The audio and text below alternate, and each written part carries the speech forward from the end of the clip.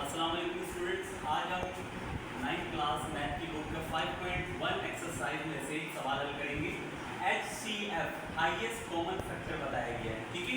5.1 exercise में और ये सवाल हमें बोर्ड में भी लाजमी मिलता है, बोर्ड में भी आता है और MCQs के तौर पर भी ये सवाल इसमें से यूज होता है।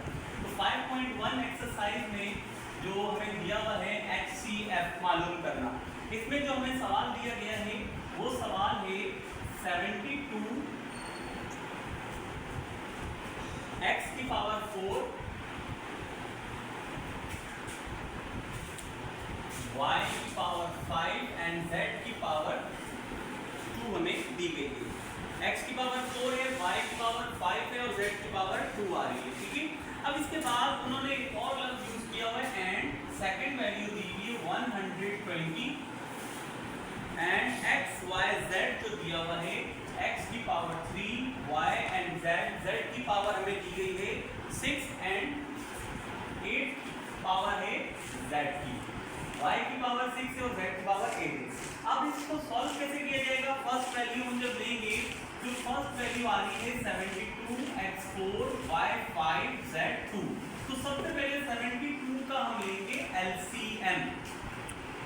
LCM जब हम लेते हैं तो सबसे छोटे फैक्टर्स जो प्राइम फैक्टर होता है उससे टेबल पढ़े जाते हैं और वो है सबसे पहले 2 आ रहा है, 2 और 3 प्राइम फैक्टर प्राइम नंबर है हमारे पास। तो हम सबसे पहले 2 से स्टार्ट लेंगे।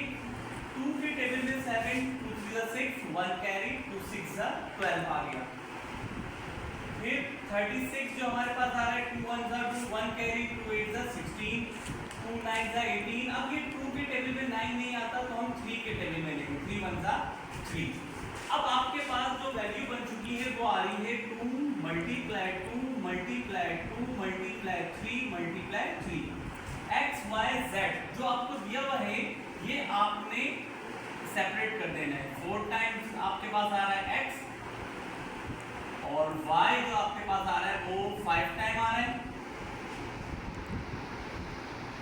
इसे हम थोड़ा सा जो है वो सेपरेट दूर कर देते हैं।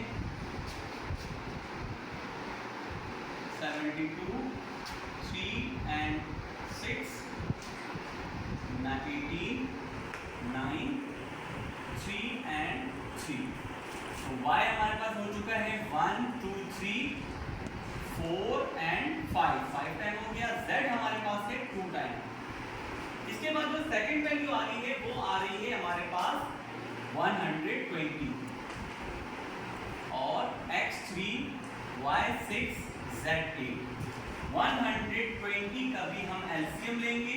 2 6 12 0 2 3 6।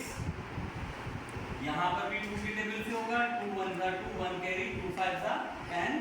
अब 3 के टेबल में 3 5 15 एंड 5 1 5। ये भी हम यहाँ पर इसी तरह से 2 मल्टीप्लाई 2 मल्टीप्लाई 2 3 मल्टीप्लाई 5। अब जो x y z जितनी मर्तबा भी लिखे हैं उनकी जितनी पावर आ रही है उन्हें इसी तरह से हम सेपरेट कर देंगे। x 3 टाइम हो जाएगा, y 6 टाइम हो जाएगा,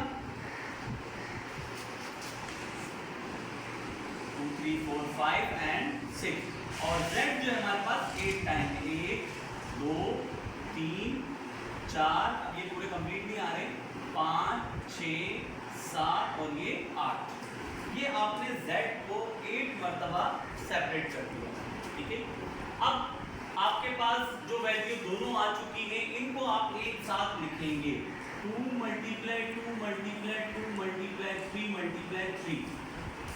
x लिखा हुआ है 1 2 3 4, y है 5 1 2 3 4 5, z है हमारे पास 2 टाइम 1 एंड 2।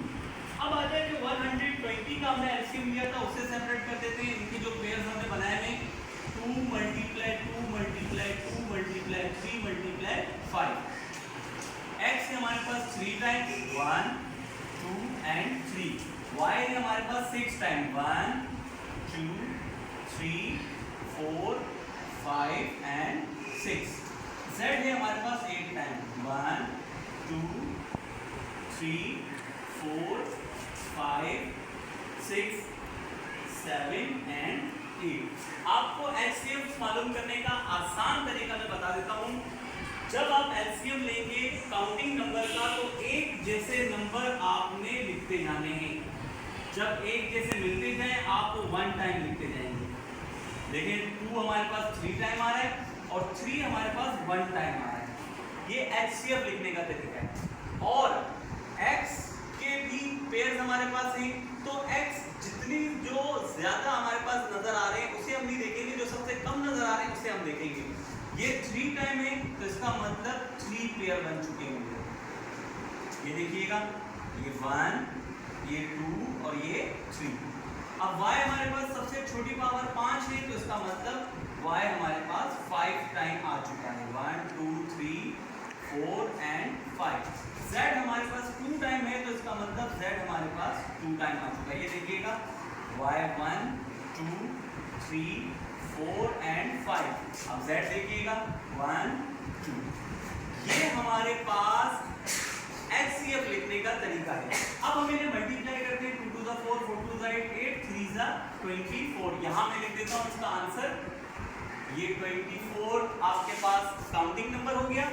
x हमारे पास है 1 2 3 टाइम्स, y हमारे पास है 1 2 3 4 5 टाइम और z हमारे पास है 2 टाइम। ये हमारे पास HCF कंप्लीट हो गया। That is answer complete.